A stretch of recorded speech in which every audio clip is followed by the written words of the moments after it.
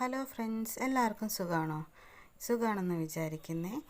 അപ്പോൾ ഇന്നത്തെ ഒരു രാവിലത്തെ മോർണിംഗ് ആണ്. പ്രകൃതിയോട് ഒന്ന് ഇണങ്ങണ്ടേ. അപ്പോൾ പ്രകൃതിയോടൊക്കെ അതൊക്കെ ഒന്ന് ആസ്വദിച്ച്, മുറ്റത്തുള്ള പൂക്കളും എല്ലാം ഒന്ന് ആസ്വദിച്ച് കുറച്ച് നേരം ഞാൻ അങ്ങനെ ഇരുന്നു.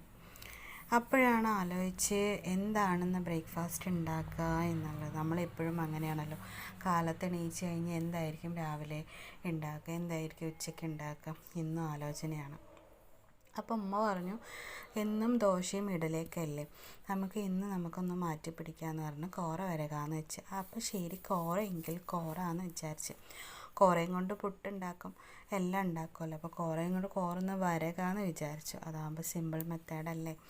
അപ്പോൾ ശരി, ഉമ്മ പറഞ്ഞ് കോറയൊക്കെ ഒന്ന് വരകിയതിന് ശേഷം വെല്ലം ഒന്ന് കുറുക്കിയതിന് ശേഷം മധുരത്തിന് വേണ്ടിയിട്ടാണ് വെല്ലം ഇട്ടത് അതിലോട്ട് ഒഴിക്കാൻ. അതിലിട്ട് കഴിക്കുമ്പോഴും നല്ല ടേസ്റ്റാണ്.